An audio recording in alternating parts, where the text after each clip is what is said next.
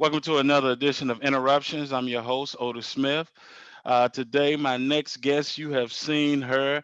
She is a brilliant actress, dancer, and she's a songwriter as well as a singer. You've seen her on ER, Veronica Mars, and one of the iconic shows of all time, which is Fame. I'm talking no other than the beautiful Erica Gimpel. How you doing? I'm good. Thank you. Thank you for having me today. Oh, I'm glad. Thank you for blessing me with your presence. We don't take it lightly. I know you could be doing anything, so we appreciate you coming on the show. So, my first questions, I'm going to go in reverse. Most Whew, okay. people ask you certain questions, and I'm going to go in reverse. And so, Okay. my first question, can you tell me about your album, Spread Your Wings and Fly? Okay. That was a labor of love. Okay. That was a piece that I produced. I wrote all the music. I put the band together. I was gigging with these artists here in LA for a number of years. And then I did a live concert honoring this organization here in LA called the Downtown Women's Center, which has been since Okay. the 1970s helping women get off the streets. Okay. So it was a live concert that I actually recorded the tracks and then went into the studio and sweetened them. So it was my music had purpose. It was really about uplifting people, and the title song "Spread Your Wings" is really my anthem to women. Okay. And I'm really an advocate for women's rights. I have songs in there dedicated to my father, dedicated to, so I mean, all the journeys that I've been through. I was also politically involved in different things. So there's a lot of a lot of different energies in it. The thing I love about the record is when you have a vision as an artist and you follow it through, Mhm. and how hard I've spent hours in that studio just like going over, and I was just so exhausted but elated. You know, when you get to that, I don't know if you have it, but when Yeah. you are giving everything you have and you're in Mhm. that place of, it was a project with purpose, and it was really contributing to a vision of alleviating homelessness, in Los Angeles, Gotcha. so I felt really proud of that. And then just the joy of the music. And I love to compose with piano and cello. So there is Okay. these duets that happen on the record that are very lyrical and also classical based, but also R&B and soul in there too. So it's an Well, no, I eclection. can I can tell because I love jazz, and Yes, okay. one of my favorite jazz artists was Joe Sample, and so Oh, I could hear, well, of course you can hear, but when I was listening to the music and you're hearing the piano and you hear the interesting thing about listening to your music, it took me back.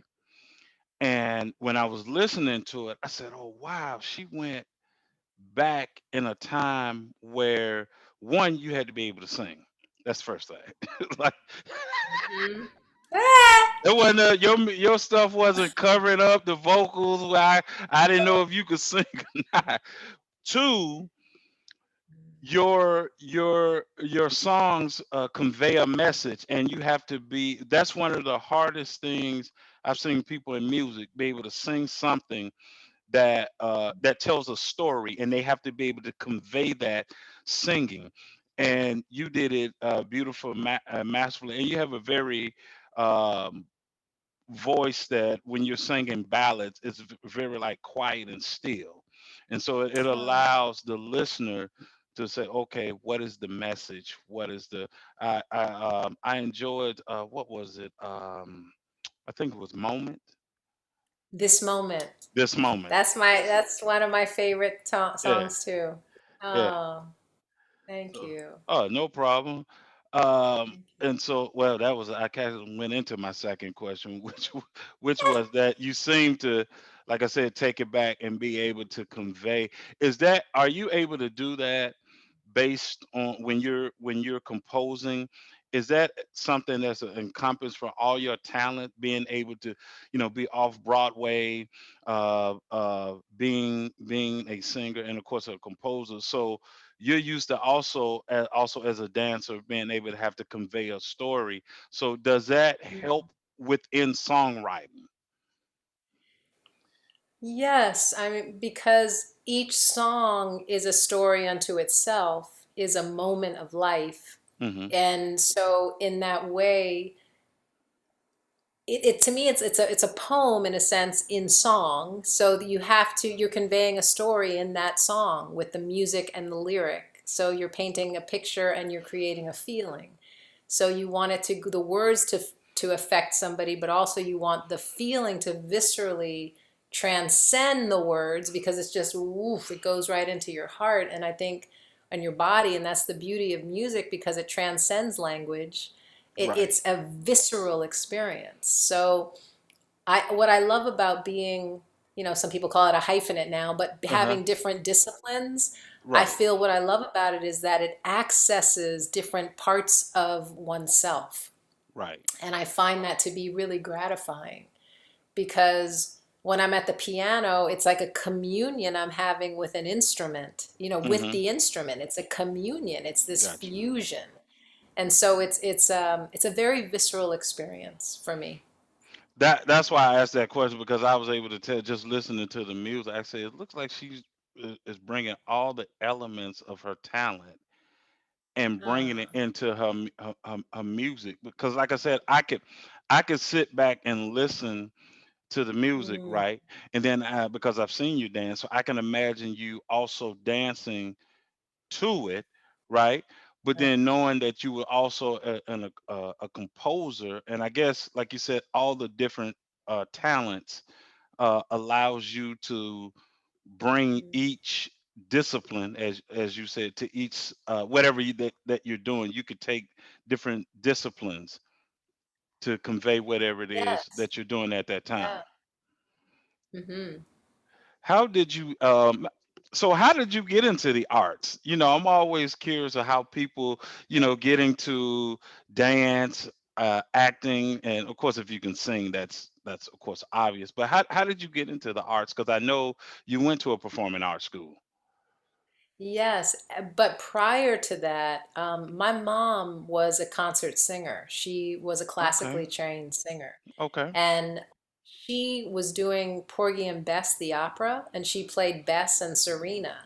So literally the Mm. story is, when my mom was 8 months pregnant with me, Oh she was singing the wow. aria of, it's called My Man's Gone Now, in the opera Porgy and Bess. And it's this really complicated, beautiful piece of music. But she tells me that when she would have to hit the high notes, I would move off her diaphragm so she could get enough air. Like I was helping her out. I was like, here it comes, mom. I'm getting out the way. So here it comes. It's like, this is what she tells me, right? And Wow. so it's such a beautiful story. But and then so when I was a child, I would go Mhm. on the road with her sometimes. So I would sit in the wings watching my mom perform. And Okay. then finally, when I was 8, I played a choir member in the Porgy and Bess, and it's this scene of this big hurricane. And I was playing the daughter of somebody I lost my father in the scene. And so I imagined that actually happening, and I start Okay. weeping. At 8 years old in this scene, I'm crying on stage, Wow. and I'm like, this is incredible. I was like, Wow. I remember honestly, and I'm laughing, but I remember Mhm. inside myself going, I want to do this, because it felt so I just felt so alive. And I remember at 8, I kind of made that inner pledge. So Okay. my dad was also an actor, and so I would read plays with him and help him memorize Okay. lines when I was a kid. So I was exposed to it. But Sure. then when I started young, but when I went to junior high school, I played Anita in West Side Story. Mhm. And that was like my love. And then I got into performing arts high school, and that's where it really began. Meaning that I started getting the training. I started Okay. getting the foundation, the beginnings foundation of what it means to be an artist. I was fortunate to have a teacher who lit a flame in me of the noble mission it is to be an artist, meaning that through story, we can really capture people's hearts. We can make a change in the Yes. world. And it wasn't just positive rhetoric, it was really what is possible, what we can do to create healing. Okay. And what's so ironic is that when I was going to performing arts, I went to see West Side Story on Broadway, and who was Okay. playing Anita? Debbie Yeah, Allen. Debbie Allen. So it's so wild that while I'm in high school, 2 years after I saw her do that, I auditioned for Fame. That is Is that that. yes? And it's crazy. And that picture was at my birthday party. It was so beautiful. She actually was coming in from, I think it was Colombia or somewhere overseas, and she was like, "I'm coming to your party." I was so, oh, you got all these pictures. That's so Oh great. yeah, I try to be different. Uh-oh. You are you you different, boy. and artists always intrigue me because especially someone like yourself who has more than one talent. And the reason you guys intrigue me because you see the world differently than Mm, the average person. Yeah, mm, a lot of actors that I've spoken to said that the the interesting part is that they don't have to agree with something that happens in real life, but being a trained actor, you can understand it because mm, they say in order to play a character successfully, you can't judge the mm. character. Like, That's you can't right. you can't get in there like, nah, I'm not playing that. I'm not doing because you're judging the character. And so you all are able to see things that the rest of us sometimes, we're at home, we see something on the news and we're like, man, that is crazy. This is that and the other, and you might have been on stage on a play or on TV or in a movie with somebody played a character or you played a similar, and you're able to understand and not agree with it, but just understand the psyche. Absolutely. I think it helps us, it helps me as a human being Hmm. develop empathy for many different kinds of people Right. because, one of my teachers used to say, even if it's a killer or somebody who is a dangerous person, Hmm. they were loved by somebody and they Hmm. also loved somebody. And there's a reason why people do what they do. Right. There's a cause, there's something that happened to them, there's Gotcha. something. So learning to walk in that person's shoes and Hmm. understand what's motivating them helps me understand and have empathy for people too in life. So it's a profound craft Correct. because we really have to understand the human psyche and what is driving someone to do what they do. And you know what's interesting about you saying that? If you go back, and so you're looking at Fame when you guys first Mm, started, right? mm, And you remember at the School of Arts, because you probably did this anyway because you went to a performing school in arts. So you're watching each different classes. You see the ballet class and you see the musicians, right? And then you get to the acting class. And I remember watching, and so the professor or the teacher was telling them, okay, so like, okay, you're gonna be a tree, and you're gonna be this, or you're gonna be that, right? And so in the class, they're trying to be that whatever they're supposed to be, right? And I remember right. as a kid, as a young person, looking at that, and I said, "Man, that's crazy, man. I don't know what they on, what they got them on. That is crazy." Until, like you said, I spoke to Bill Dukes. Then I started to understand because he said acting is being. That's right. You have to be. So then I had to go back. That's the training. That's Yeah. is the training. You have to be, you know. And one other definition I love is Okay. acting is living truthfully under imaginary circumstances. Ooh, I like that. So, I haven't heard that you one. know, yeah, Sanford Meisner said it, and he was a great Meisner. The whole Meisner technique came from him. Okay. But what I love about that is that it's about finding the truth. the truth in that moment and then living truthfully in it. And then you bring in all the other aspects of who this person is, where they're from, what time of day is it, where, all of the circumstances, the circumstances of Sure. the scene.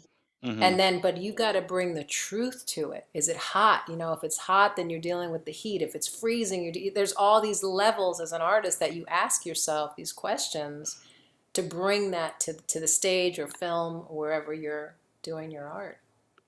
Well, he like I said, he said it's being, but he also said it's also being with the other actor. Yes. You can't be by yourself.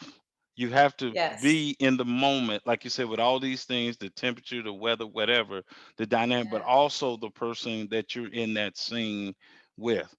And so I always say that's amazing because me personally, I don't think anybody can do it. I think a lot of people think they can, but Yeah. I see some, I can tell who's taught and then who's gifted. Mm. Mm. So when you Mm. when you guys showed up on Fame and you were on Fame,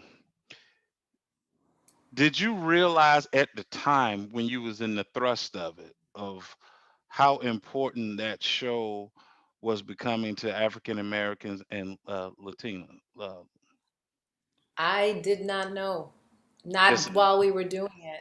Okay. That's what was so incredible. And I think for me, because we shot it out here in California, and I'm from New York, so growing up in the Little Manhattan was like my whole world, and then coming out here, and then going back to Little Manhattan and seeing the impact, seeing people run down the street after me and Right. going, "No, you don't understand. I see." Really, people saying, "I see you. I'm seeing myself with you." Yes. Yes. And that to me, honestly, over the years has been the most gratifying thing, because I'll travel the world, different countries Sure. even, and people will say, I saw myself. Thank you for, that's what is inspiring to me. Well, let me back up before 'cause I had a question, but you just said something. Okay, okay. No, no, you just that was filmed in California. Yeah, well, what we did was exteriors were shot in New York, but interiors were shot Okay, here on, okay, yeah, okay. yeah, yeah, Thank yeah. No, you. no, no. You Yeah. knew, Yes, you knew yes, I yes. was going. I was like, hold on. How did you Yeah, get you're the like, snow? How no. did you get the snow everywhere? Right, right, right, right. No, no, no. Yes. Okay, So okay, yeah, that's the goal. okay, Yeah. okay. Yeah. I was, I was lost for a second. Yeah. So I got another background for you, and I want you to tell me about this guy here. Okay. Ooh. Yes. So Yes. I want to know for you, what was the chemistry like with you, Debbie Allen, and Gene Anthony Ray? It was powerful. I mean, first, because I saw the movie. So Gene was, to me, he was just so full of talent Yeah. that I was in awe, a certain kind of way, I'll be honest. And Debbie too. I saw her on Broadway, so I was kind of like, whoa. And I came from performing arts more of an actor than a Mm-hmm. dancer. So I took dance. I was in class, but Sure. that wasn't my first thing. Okay. So I had to like get it together. Boy, I was like, uh-oh, let's go. And I remember this is just speaking about what I learned from him, what I Okay. learned from Gene, lessons I learned. And that was, I was really working on my dance one summer before we came back to work. I was working hard, hard, hard. And Debbie had given me a wonderful solo piece that I was doing. Okay. And he came to watch. He wasn't in it. And so Gene was in the audience. He was sitting in the front row, like we were in this auditorium, and he had his arms folded, and he was watching me, and I was like, oh, like shaking, like I was nervous because his opinion mattered. Okay. So after I was done, he runs up to the stage and he picks me up and he goes, "You were dancing, girl." And I was like, yes, like it's like I felt like I broke through. Right. And because I valued his opinion. I valued what he brought. And then when we were on tour in London, this is the other aspect I learned from him was fearlessness, because we were huge in Europe, and that's a big thing too, because this is Yes. before like cell phones, Yep. before iPhone, before I you could remember the see where you concerts. were I going. remember the You know, concerts. right? But this, you couldn't be on your phone going, "Oh, let me see what's going to happen when I land there." Like, no, you just like you had to see it in real time. There was no like pre-checking it out. And we were on stage, and Gene like leapt into the audience, right? And I was like, "What?" And he was just trusting, and they brought him back on stage. And so that fearlessness. But when we were together in scenes, Hmm. and I love to rehearse. I'd love to rehearse. And he was more of like, let's just do it. Let's just go. And I was like, let's rehearse, let's rehearse. So sometimes I could tell like I would irritate him, but he would be there with me. And then we'd get on screen, and then we would just like, Right. there was kinetic. There was a kinetic energy. There was a groundedness. We would push each other in a good way. Like you were talking about when Bill was saying about being and Right. being with another artist. To me, the Sure. best way when you're being in a scene together is when Uh, you are igniting in each other. okay. It's like, it's what I call, it's almost like you're improving together, because you are just so Okay. in the moment that it's like pa pa pa pa pa pa pa pa pa pa pa pa Right. pa. So that passion I would feel with him. That is, you three.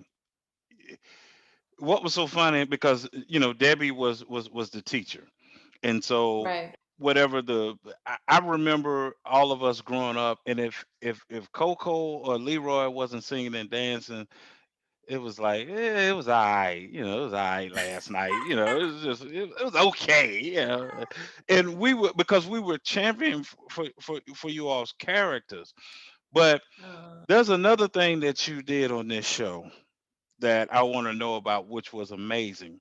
Now, I know you had left the show because you wanted to do on Broadway. You wanted to be on stage, right? And so yes. Debbie was writing your character, coming back to the school, and then y- I have never seen, and I haven't seen her play this ever again. But you showed up as Coco, like you were the thing, you were it. Everybody was happy to see you, and you got a Janet Jackson sitting there, and her character was like, "Oh, who is that?" Everybody, you don't know who that is? That's Coco, girl. And I'm like, and you're sitting there, you're like, hold up, this Janet Jackson, dog. Ah! This is like, wait a minute. That was how was that working with her coming in, and your character is supposed to almost be like her, as far as larger than life. What was that like? Right, right. It's so funny because it's a long time ago. Right, I just remember her being really kind but very shy. gotcha. She was very Hmm. shy. So I was kind of coming in like with this energy. So we didn't get a chance to really connect, honestly, but Sure. Yeah. but I just remember her being very kind but very shy. Like that was the vibe I got Gotcha. Gotcha. when I met her. How Yeah. how does one, and you talked about it with your when we talked about your different skill sets and your different talents. Uh, Mm.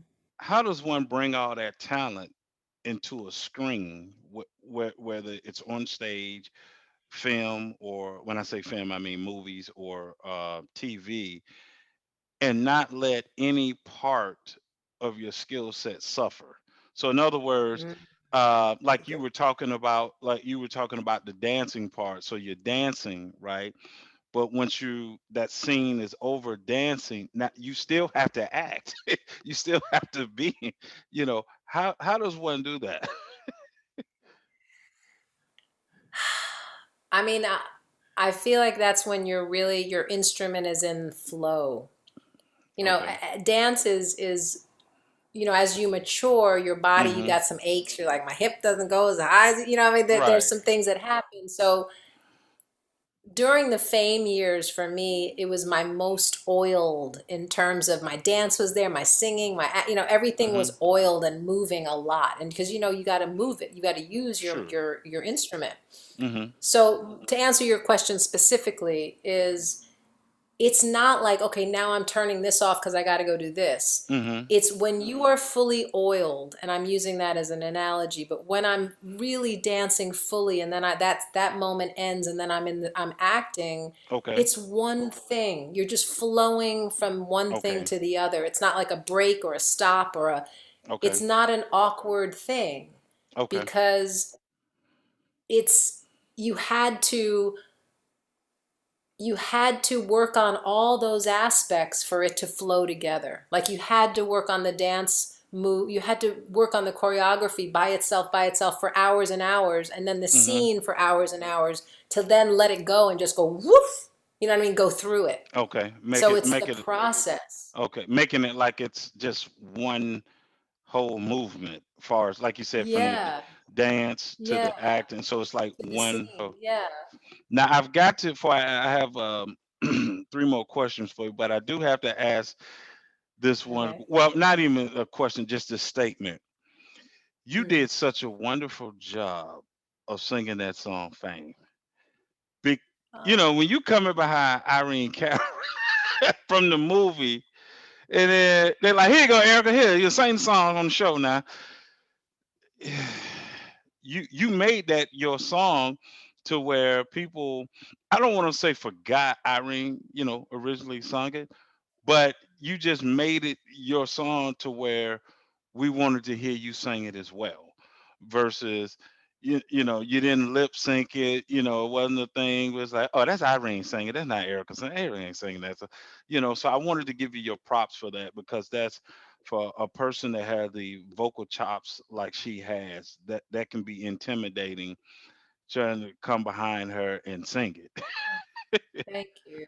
So Well, you I did. have such deep respect for Irene because, I grew up at the time where Sparkle came out. I don't know if you remember Yes. Oh Sparkle, yeah, the original Sparkle. Yes. the original Sparkle. And so Irene, I had such respect for her, and so that was the thing for me, because she was so amazing in the movie. I had to make that character mine. And as an artist, that's the beauty, is that you have to step into your interpretation and your stamp on it.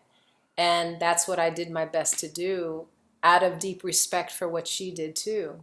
So it's I just want to say that because I think she's an amazing No, artist. she And is. And that's why I wanted to yeah, give you your prop, because you played it totally but different thank you. I from appreciate from that. from the movie. Yes. Your Yeah. let me see if I can say this. I hope I don't get in trouble. But your character, or your style, right, of playing Coco, had that at the high school, had that where all the boys gravitated towards Coco. You Uh-huh. always was waiting on, okay, when Coco and Leroy gonna get together. When I know they're gonna write. You know what I'm saying? Because we're seeing that about you, whereas in the movie it was more, Mhm. Coco was about her music, more trying to establish and get on in entertainment, and Right, right, you were able to add layers. I mean, a movie versus a TV show, but you did a great right. job being able to add layers to that character.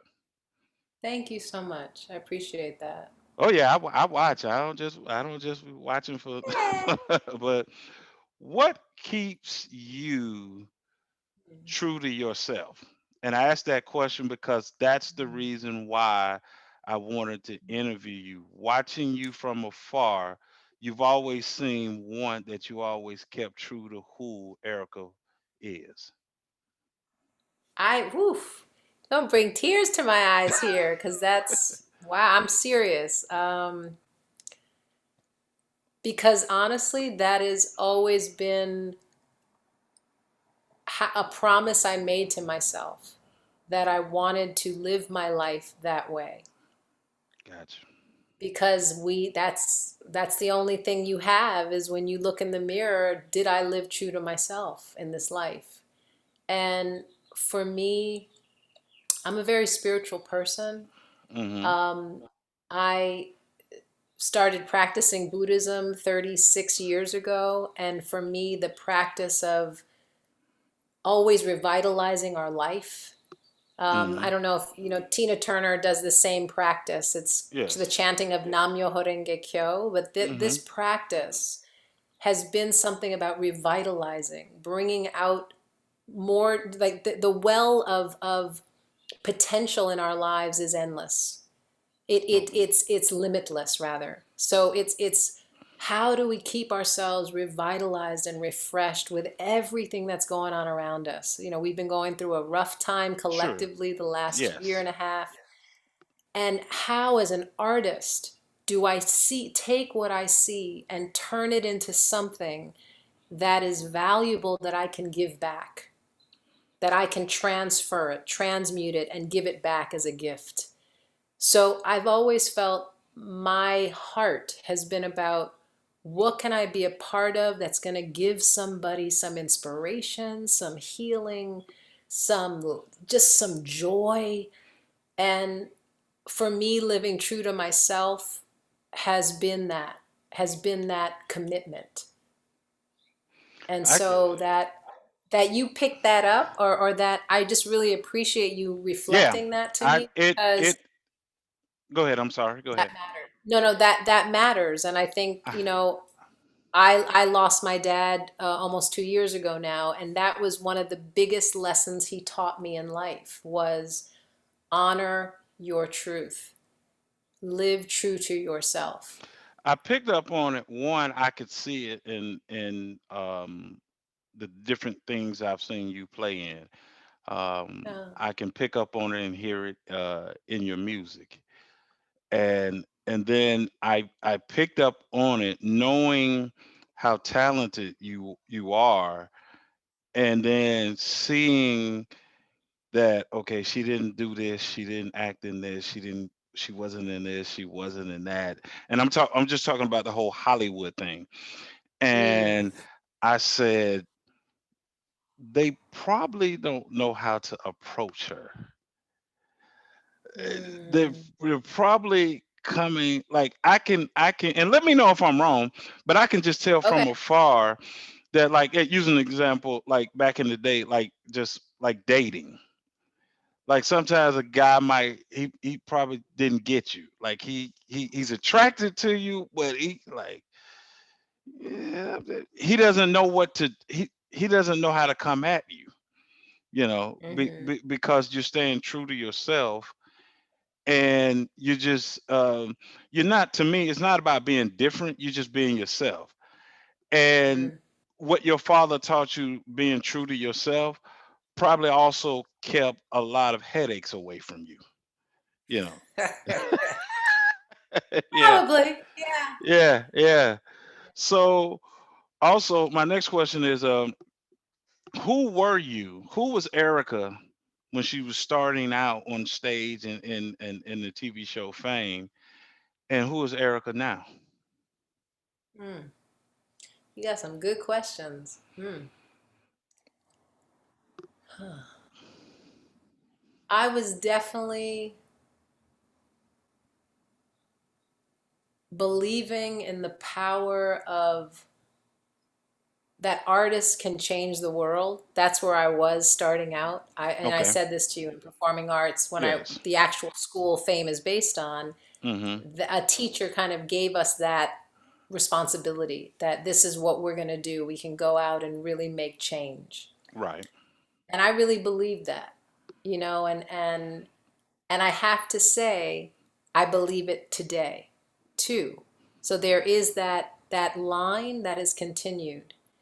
I think with life, you know, what we've been through with this pandemic, what Mm-hmm. we've been through with, you know, uprising, racial injustice issues, I think my heart, as we mature, you know, our heart breaks over Yes. losing my father. There are things that break our heart. Yeah. But there's a great line that this songwriter wrote, Leonard Cohen, Mm-hmm. and I'm gonna mess up the lyric, but the idea of the concept is when our heart breaks, it lets more light in. So meaning that fracture or that fissure in the heart, light Mm-hmm. can come through. So what maturing has done for me is that there's a richer appreciation about a day, connecting with somebody on a genuine place, having a time to just enjoy the beauty of nature or a sunset. I call myself sometimes a sunset chaser. I'll be like driving to the Well, beach, like, give me get that sunset. You know what I mean? Like just treasuring breath, being alive. And I just, honestly, this pandemic has really made me realize, because I know people who passed, so it's like wow. you Yeah. just go, wow, I came through that. I am, as you know, I'm grateful. I'm going to raise my voice against injustice. I'm going to use my life and my body in any way that I can to move us forward for more of a just coexistence. Just how, so Yeah. my passion has not changed, but my maturity of, let's say, heartbreak to let more light in has just deepened with the passage of time. So, and I think as an artist, the beauty of maturing is we become more of who we are. We have the luxury of time to evolve more into who we are because we have more experiences. We have more life experiences, Yes. more Yes. joy, more pain. And I always say this, that, when you lose someone you love, it's like the depth of the love, almost like a well, the Mm-hmm. depth of the love is like the depth of the pain you're going to feel because you loved so deeply. I can attest because my mother passed in 2017. So Yes. I understand exactly. My father passed in '96, and so Mm, I know exactly where you're going. Well, '95, where you're going with that, and I understand it. You start to not take things for granted. You become more subtle. You become being able to look better. You start to understand what people were trying to tell you when you were younger. And right. and sometimes that's hurtful because the person is not there around for you to tell them you get it now. But Yes. I get exactly where you're coming from with that. I said, I tell my kids all the time, you spend half of your life growing up, and then you spend the other half thinking a part of it thinking you know everything. Then Mm-hmm. life comes in, and your experiences teach you to where now you'll start gaining wisdom, because all the other Mm-hmm. times all you were doing was getting knowledge. That's all you was just getting knowledge. But Mm-hmm. wisdom becomes the mature application of knowledge, and you don't know how to apply Mm-hmm. it. So it's amazing that you the way you put it with the heart, and more light can come in. I get it. I understand it. My last and final question for you is, what encourages or inspires you still? Mm.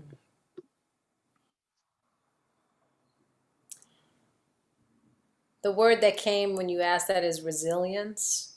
Mm-hmm. People who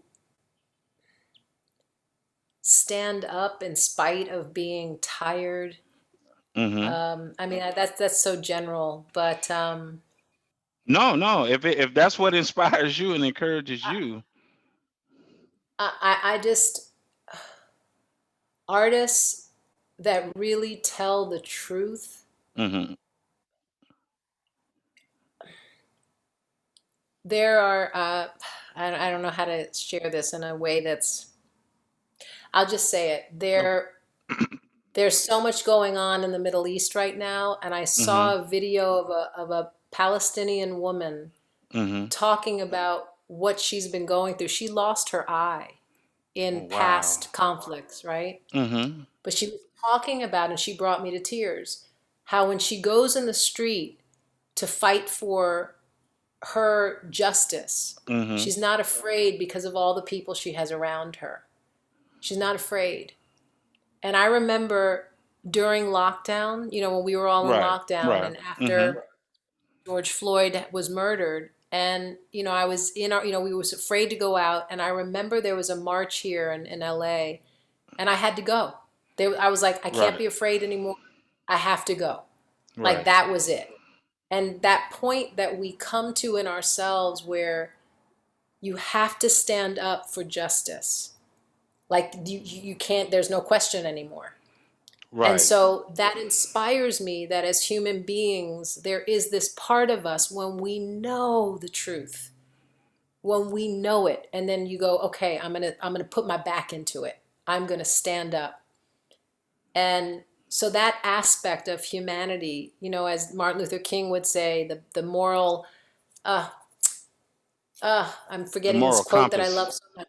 The moral compass, and it bends toward justice, and being able to, the moral arc of the universe bends toward justice. Like that prayer of us bending toward a just world. I always talk about coexisting, where we can respectfully coexist together and have partnership and celebrate our different cultures rather Yes. than, be the other, and this whole like all this stuff that's been happening.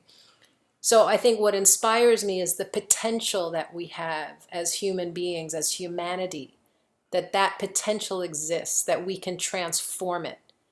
And that is what keeps me inspired. I'm glad you said that because someone told me they asked me that question, and I was listening to different things that inspires me, and he said you should be inspired by your own life. And so I said, what do you mean? He said, think about everything that you've been through, Mm, and the word you used earlier, resilient. You're still mm, standing, you still going, which means mm, you can look at your own life and be inspired by it. Instead of mm, looking for external, you can look internal and be inspired by your own life. mm. And that's basically what you were saying.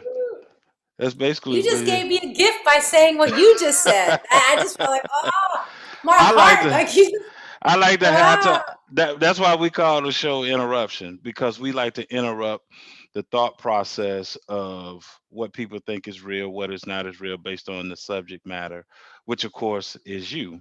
And so I always that's why I said your answer is your answer. I don't debate your answer. I don't try to do anything of that because I wanted people to know who Erica is and get a sense of who she is. And only you can tell us who you are versus people trying to guess and what you went through or what you've been through in your career or whatever. So I try to ask certain questions. If you notice that, because I watch interviews you've done, and there's certain questions I stay away from. Uh, yeah, because yeah, so she done talked about that already. We're not gonna talk about that. Not gonna keep asking the same question over and over and over. So I try to tell people when they come on my show, we're gonna have a different conversation, you know. And it's just based on so. But I did admire that about you, and always kind of saw that from afar that you were always true to yourself. And that's a lesson for everyone to learn is to be true to yourself. You don't have to do things just because other people are doing them if that's not you. If it's not Yes. you, and it doesn't mean it's something bad or anything, right? It's just it's not you, and you have to find your lane, what is you, and then you can excel in that. And so Mm. I appreciate you coming on the show, blessing us with your presence. um, like I said, I'm smiling because I've always wanted to talk to you. Oh, I've been thank a you. I've been a big fan. We would love to have you back on the show once Thank you. again. And then next time I'm gonna try to pair you with you know who would be probably what would be a good one to pair you up with Hmm. is Leslie what's Leslie last name? Lisa Leslie Lagarde. Oh, I can't even.